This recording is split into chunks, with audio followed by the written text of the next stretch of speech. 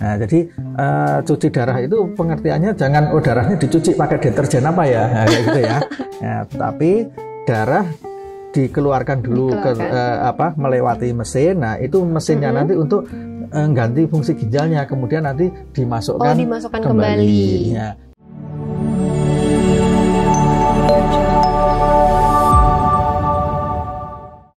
Assalamualaikum warahmatullahi wabarakatuh. Halo sahabat sehat, jumpa lagi di Ngobrol Santai bersama Agarilus. Nah, saat ini ditemani oleh saya, Ninda Fibri, dan tentunya saya tidak sendiri hari ini. Tentunya saya akan ditemani oleh Dr. Danang. Halo dokter. Ya, halo Mbak Nindi, halo sahabat sehat Agarilus. Semoga sehat, ya, luar biasa bahagia. Nah, baik. Okay. Nah, boleh tahu nggak sih dokter, gimana nih kabarnya dan juga kesibukannya nih akhir-akhir ini? Ya, pokoknya yang penting itu hati bahagia, Mbak. Ya, kalau hati bahagia itu adalah sumber kesehatan. Makanya bagi sahabat sehat semuanya tetap selalu bahagia ya, biar tetap sehat. Nah, ya sehari-hari tetap saya berpraktek dengan pasien dan juga sekaligus untuk jadi konsultan kesehatan Agarilus. Oke, baik. Semoga dokter juga tetap sehat dan juga tetap bahagia sehingga dapat terus untuk memberikan konten edukatif di sini bersama kami. Amin, ya. Oke, nah sebelum kita mulai nih dokter ya, saya meminta untuk sahabat-sahabat dari Agarilus untuk jangan lupa di follow semua akun sosial media dari Agarilus dan juga untuk YouTube seriesnya ini jangan lupa untuk di like, comment, dan subscribe untuk mendapatkan informasi terkini terkait dengan kesehatan. Oke dokter, nah belakangan ini saya sering mendengar nih terkait dengan edukasi kesehatan dan juga kasus-kasus kesehatan terbaru. Contohnya itu seperti yang paling banyak nih saya dengar dokter ya, itu berdasarkan hasil riset nih dokter dari WHO atau World Health Organization yang melaporkan bahwa chronic kidney disease atau CKD atau bahasa Indonesia yang gagal ginjal kronik nih dokter ya.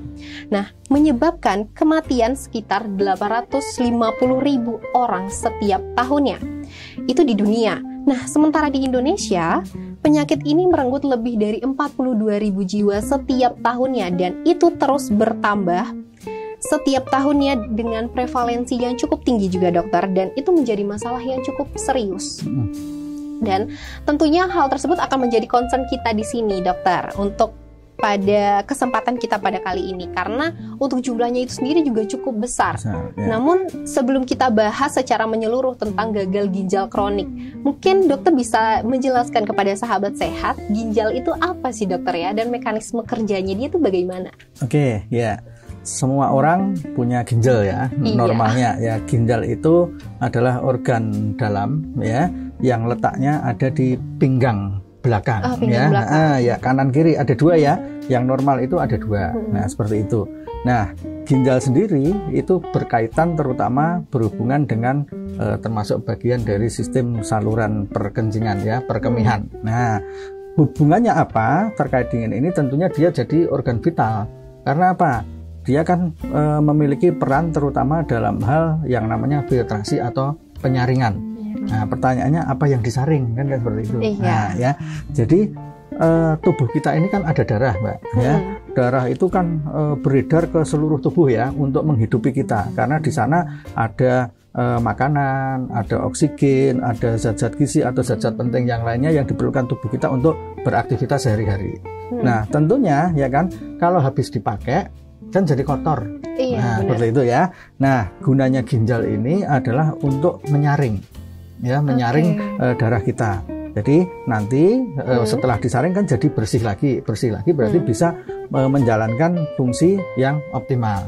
Nah, kemudian tentunya ya kan dari hasil saringan tadi, ya kan dari hasil saringan tadi kan pasti akan ada sampahnya, ya. Nah, akan ada sampahnya atau sisa-sisanya. Nah, sampah atau sisa-sisanya itu tadi nanti akan dibuang oleh ginjal ya kan, diproduksi melewati air kencing kita atau urin kita. Nah, jadi Tuhan sudah menciptakan organ yang luar biasa berupa ginjal ini. ya. Jadi dia fungsinya untuk menyaring darah, yang nggak kepake akan dibuang lewat kencing, yang masih kepake digunakan lagi, diedarkan lagi, seperti itu. Jadi fungsi utamanya tentunya itu tadi ya, untuk fungsi penyaringan. Kalau menurut dokter, apa sih hal yang paling menyebabkan ginjal itu rusak gitu? Ya, jadi dalam kondisi normal seharusnya kan semuanya itu akan baik-baik saja, ya kan? Nah, berarti kalau ada gangguan ginjal berarti ada yang tidak baik ini. Nah, pemicu yang utama penyebab dari gangguan fungsi ginjal ya, yang nanti bisa sampai ke arah gagal ginjal. Yang pertama adalah tentunya penyebabnya adalah dari penyakit yang sudah lama. Penyakit yang lama itu apa? Paling sering adalah hipertensi, DM, dan asam urat. Nah, jadi hati-hati kalau punya hipertensi atau tekanan darah tinggi, punya DM atau diabetes atau kencing manis, punya penyakit asam urat, hati-hati ya, seperti itu ya.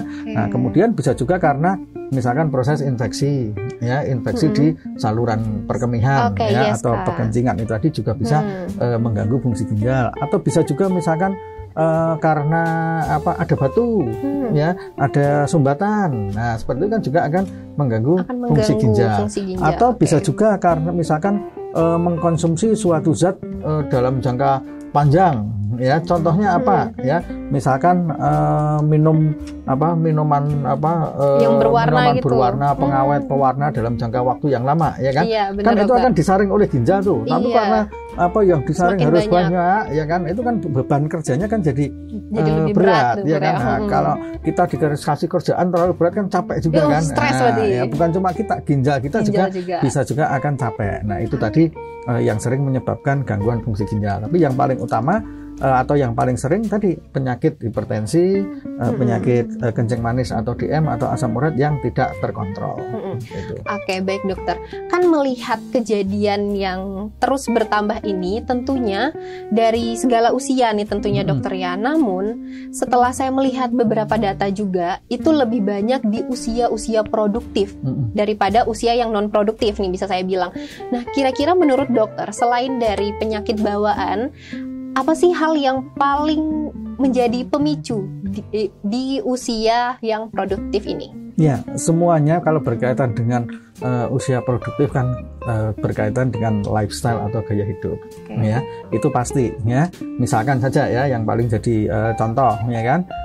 Sekarang ini yang usia produktif kan sukanya nongkrong tuh, ya kan? Nongkrong itu kan mesti pesen fast food ya kan, minuman yang berwarna-warni, berasa dan sebagainya, dibandingkan minum air putih, ya otomatis nanti asupan air putihnya juga akan berkurang ya. Kemudian juga usia produktif itu ya gitu, karena saking semangatnya ya kan, jadi dia akan jarang untuk berolahraga ya. Dia juga jarang akan menjaga pola hidupnya, istirahat kurang, makanannya jorok dan sebagainya. Nah, itulah yang menyebabkan juga banyak di usia produktif seperti itu. Oke, baik. Nah, untuk gejalanya sendiri dokter, apa sih yang bisa kita kenali dari gejala ginjal kronis ini? Ya, gagal ginjal kronis ya, atau CKD ya. Nah, hati-hati ya. Ini kenapa? Karena di gagal ginjal kronis itu kan tidak berlangsung tiba-tiba. Ya, namanya saja kronis ya. Pengertian gagal ginjal kronis itu adalah apabila ada gangguan fungsi ginjal ya, dalam hal ini tadi terkait dengan fungsi penyaringan ya, yang berlangsung paling tidak selama 3 bulan. Ya, batasan kronis ya, selama paling tidak 3 bulan. Nah, yang repotnya adalah bahwa di tahap awal-awal itu hampir sangat sedikit sekali gejalanya yang bisa dikenali. Ya, nah biasanya yang sudah ketahuan itu nanti kalau sudah stadium lanjut. Nah, inilah makanya hati-hatinya. Jadi termasuk silent killer ya. Jadi kayak pembunuh senyap gitu ya. Iya, tiba-tiba drop ya, gitu. Betul. Nah, jadi gejalanya nanti tiba-tiba saja, misalkan ya kan, kok jadi gampang capek, gampang lemes ya kan. Karena apa? Oh, HB-nya turun. Ya, HB-nya turun kenapa? Gara-gara kan tadi ginjal kan produksi hormon eritropoietin ya kan, untuk produksi HB. Nah, kemudian bisa juga kencingnya ya kan. kencingnya kayak keruh, ya kan? Kemudian volumenya juga akan turun, berkurang, ya, seperti itu. Bisa juga misalkan nyeri di pinggang tadi ya, karena letak ginjal itu kan ada di pinggang kanan dan kiri. Kemudian bisa juga timbul gatal-gatal di kulit. Karena apa? Nanti kan tadi ya, ginjal kan fungsinya untuk menyaring filtrasi. Nah, yang harusnya dibuang itu kan nggak jadi dibuang, malah diserap lagi. Ada timbul biasanya dicek kadar ureum dan kreatinin. Nah, itu yang paling mudah, gampang, ya kan, untuk memprediksi apakah ini sudah terjadi gangguan fungsi ginjal atau belum. Tetapi kalau kadar ureum dan kreatininnya itu tinggi, berarti itu sudah terjadi gangguan. Nah, ya seperti itu. Makanya, ya kan, harus waspada. Ya, karena apa? Di awal-awal itu hampir gejalanya hampir ya ringan seperti itu. Nah, yang sudah muncul itu kalau sudah gejala berat. Nah, inilah pentingnya kita lakukan deteksi dini. Ya. Nah, siapa yang harus melakukan deteksi dini? Kembali lagi, ada faktor resiko atau tidak? Ya, tadi kalau Anda punya darah tinggi, hipertensi, punya asam urat, punya DM, ini harus lebih waspada. Hati-hati, karena paling tidak nanti ceklah, ya kan, check up untuk kadar fungsi ginjal. Tadi ureum kreatinin murah kok ceknya ya, itu sekitar 30 sampai 50 ribu aja. Oke. Nah, berkaitan nih dokter dari yang sudah dijelaskan sebelumnya. Nah, tentunya itu akan ada komplikasinya dokter ya, dan komplikasi yang paling sering terjadi, semisalnya kita dari normal langsung mendapatkan atau langsung sakit deh gitu, langsung sakit gagal ginjal ya, walaupun memang rentang waktunya tidak begitu cepat gitu ya, butuh waktu terjadinya dokter. Nah, itu komplikasinya itu apa aja sih ya dokter? Jadi karena terjadi gagal ginjal, ya kan, berarti ginjal gagal, ya, ginjal tidak berfungsi optimal atau bahkan tidak berfungsi sama sekali. Berkaitan lagi, fungsinya adalah untuk filtrasi atau penyaringan, ya. Kalau gagal untuk menyaring, ya kan, berarti ya semuanya masih ada tersisa di situ. Ya, paling sering adalah komplikasinya misalkan terjadi kaki bengkak. Kakinya bengkak karena apa? Cairannya nggak bisa dikeluarkan. Berarti tumpukannya produksi di kaki. urin sedikit, nggak cuma di kaki, di perut bisa, namanya asites. Ya, di paru-paru bisa, nanti jadi sesak. Ya, seperti itu. Nah, itu terkait dengan tadi fungsi penyaringan. Terus kemudian juga tadi karena produksi HB-nya juga turun, ya kan, HB-nya jadi sangat rendah, bisa terjadi anemia, ya. Nah, jadi harus transfusi seperti itu. Benar. Betul. Kemudian karena tadi fungsi untuk menjaga tekanan darah, ya kan, jadi tekanan darahnya jadi tidak terkendali, ya, atau sangat tinggi. Dan yang paling ditakuti, ya kan, biasanya karena ginjalnya sudah nggak berfungsi, ya kan. Nah, biar bisa hidup gimana? Ginjalnya harus diganti dengan mesin.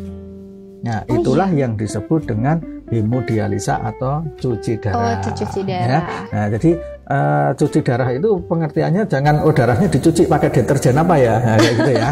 Nah, tetapi darah dikeluarkan dulu melewati mesin. Nah, itu mesinnya nanti untuk ganti fungsi ginjalnya, kemudian nanti dimasukkan kembali. Ya. Dan karena ginjal itu ya, kalau sudah rusak dia tidak bisa untuk membaik lagi seperti semula. Nah, makanya kalau sudah dilakukan cuci darah itu biasanya adalah seumur hidup. Seumur hidup akan terus melakukan itu dokter ya? Nah, nanti tergantung tingkat keparahannya. Ada yang sebulan sekali, ada yang 2 minggu sekali, ada yang seminggu sekali, ada yang seminggu 2 kali, itu bisa. Itu karena akibat dari fungsi ginjalnya sudah tidak berfungsi. Sudah tidak berfungsi lagi. Betul. Baik dokter. Nah, itu kan berkaitan sama pengobatannya dokter ya. Itu dari secara medis. Mungkin dari secara medis ada lagi kah dokter selain dari yang cuci darah itu? Dan semisalnya jika kita mau melakukan nih dokter ya, mau melakukan sendiri atau pengobatan sendiri dengan bentuk preventif atau mungkin sudah terjadi. Nah, tindakan dari medis ataupun herbal yang biasa kita sering temui itu kira-kira apa ya dokter ya? saya bicara dulu terkait dengan yang paling parah tadi ya, adalah yang sudah cuci darah. Ya, kalau sudah cuci darah ya sudah, tetap harus dilakukan cuci darahnya, nggak boleh berhenti. Karena apa? Ya organ kita sudah nggak berfungsi, harus diganti dengan mesin tadi seperti itu. Ya. Nah nanti untuk selain tadi pengobatan itu tentunya dari gejala-gejala yang muncul juga. Kalau misalkan ada bengkak, ya kan, ya nanti dikasih obat untuk anti bengkak, untuk mendorong produksi urin, ya, biar bengkaknya berkurang, ya. Kalau tekanan darahnya tinggi, nanti ya dikasih untuk obat anti darah tinggi, ya. Kalau misalkan DM, kencing manis, ya berarti juga dikasih obat untuk DM. Ya. Nah kemudian kalau misalkan HB-nya ngedrop rendah, ya harus transfusi seperti itu, ya. Itu kalau secara medis ya. Nah, yang paling penting sebetulnya adalah kalau itu tadi sudah terjadi. Yang paling penting adalah sebetulnya jangan sampai itu terjadi. Ya. Dokter, ya. Nah, jadi kadang kita ini merasa sesuatu itu berharga kalau sudah kehilangan gitu ya. Iya, benar. Jadi curhat Mbak Nindi ya, gitu ya. Nah, seperti halnya ini ya, sayangilah ginjal kita ya kan, sebelum jangan sampai amit-amit sampai gagal ginjal sampai harus cuci darah. Nah, ini yang penting concernnya di situ. Nah, peran dari preventif ya kan, dan juga mungkin obat tradisional atau herbal lebih ke arah sana ini ya, untuk pencegahan, untuk pemeliharaan ya kan, jangan sampai terjadi gagal ginjal yang terminal stage atau yang stadium akhir gitu ya. Nah ini gimana ya kan, tadi kembali lagi, apakah kita punya penyakit faktor resiko yang akan bisa menimbulkan gagal ginjal, tensi ya kan. Nah kalau gitu kontrollah tensinya ya kan. Secara berkala. Nah, betul kan, banyak sekali ya kan herbal-herbal yang bisa dipakai untuk mengontrol tensi ya. Ada pegagan ya, Centella asiatica ya kan, dia kan bisa untuk vasodilator atau memperlebar pembuluh darah, bisa untuk menurunkan tensi ya. Ada misalkan gamat ya kan, gamat, tripang itu kan banyak kandungan kolagen ya kan, sehingga pembuluh darahnya bisa elastis, nah seperti itu. Nah kemudian kalau kita punya misalkan tadi asam urat, ya kan, nah berarti kontrol lah kadar asam uratnya lewat apa? Lewat biasa standar ya, kalau diet pasti sudah sahabat sehat semuanya sudah tahu, oh yang asam urat tinggi itu apa ya, jeroan ya kan, rempelo ati, babat paru, otak usus, kacang ya, melinjo dan sebagainya ya, pola dietnya diatur ya. Kemudian dari produk herbal juga bisa ya kan, misalkan kandungan yang ada kandungan tempuyung, Sonchus arvensis, alang-alang ya kan, ada juga misalkan kejibeling ya. Nah itu bisa digunakan untuk kesehatan ginjal, karena dia akan memacu produksi urin ya, atau meningkatkan produksi dari kencing kita, volumenya biar banyak. Nah jadi kerja ginjalnya kan jadi nggak berat nih. Nah seperti itu. Selain itu dia juga membantu untuk mengurangi produksi asam urat. Nah gitu ya. Nah kemudian juga termasuk juga kayak tadi DM ya, kembali lagi semuanya itu sebetulnya nggak cuma untuk ginjal ya kan. Pengaturan diet makanan itu nomor 1 sebetulnya ya. Kemudian baru dibantu dengan suplemen-suplemen herbal ya. Jadi banyak tuh yang bisa dipakai. Tapi yang paling berpengaruh di fungsi ginjal ya kan, atau herbal yang paling banyak dipakai untuk kesehatan ginjal, terutama tadi ya bisa ada kejibeling, ada kumis kucing, ada alang-alang, ada tempuyung. Nah itu bisa ya. Nah saya carinya di mana kan gitu ya kan, nggak sekarang itu zamannya itu semua ada di HP kita ya kan, seperti itu. Cari produk-produk, nggak usah ngarit atau berburu dan meramu ke hutan untuk cari tanaman-tanaman itu ya kan. Sudah banyak produk-produk kesehatan herbal yang ada kandungan contohnya tanaman-tanaman tersebut. Cuma pesan saya kalau misalkan cari produk ya yang harus sudah bersertifikat dari Badan POM ya. Jadi paling tidak terjamin terkait dengan khasiat dan keamanannya. Oke, baik dokter. Karena sudah banyak banget nih dokter menjelaskan dari awal, dari gejala khusus ataupun dari deskripsi khususnya hingga ke umum atau dari umum ke khususnya bahkan.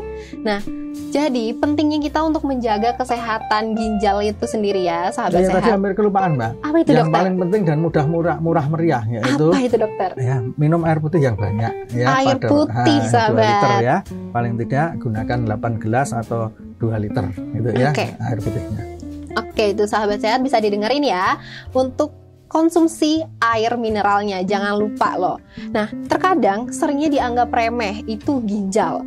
Namun ternyata menjaga kesehatan ginjal itu sangat penting ya sahabat sehat ya. Contohnya itu tidak menjaga pola makan yang sehat ataupun pola hidup yang sehat itu menjadi salah satu alasan terbesar dari kerusakan ginjal itu sendiri. Nah, last but not least nih dari dokter, apa sih tips and trick untuk menjaga kesehatan ginjal itu sendiri, dokter? Ya. Ini tipsnya ya untuk sahabat sehat Agaril semua. 1, jangan suka nahan kencing. Ya, jangan nahan kencing. Kalau kebelet segera ke toilet ya, seperti itu ya. Sama kalau mau suka sama orang ungkapkan saja ya, jangan ditahan-tahan. Oke. Nah, itu yang kedua, minum air putih paling tidak 2 liter sehari ya, atau 8 gelas, atau kalau pakai botol, saya nggak pakai gelas, pakai botol tanggung itu oke, 3 botol lah ya, 3 kali 600 ml itu ya. Kemudian yang ketiga, hati-hati kalau misalkan teman-teman semua ada darah tinggi, ada kencing manis ataupun ada asam urat ya kan, harus lebih peka lagi, seringlah untuk cek tentang kesehatan ginjal. Dan kemudian kalau ada yang mau ditanyakan, segera periksa ke tenaga kesehatan atau ke dokter terdekat. Dan juga ya kan, bisa juga memanfaatkan produk-produk bahan alam. Ingat ya, pencegahan lebih bagus daripada mengobati. Betul sekali. Oke, tadi katanya dokter, sayangi ginjalmu, jaga pola konsumsi itu penting. Dan tak kenal maka tak sayang ginjal, sudah kenal ginjalnya harus dijaga. Saya Ninda Fibri Istiawati dan juga Dr. Danang. Sampai sini aja dari kita. Sampai jumpa di ngobrol sehat lainnya. Bye-bye. Wassalamualaikum warahmatullahi wabarakatuh.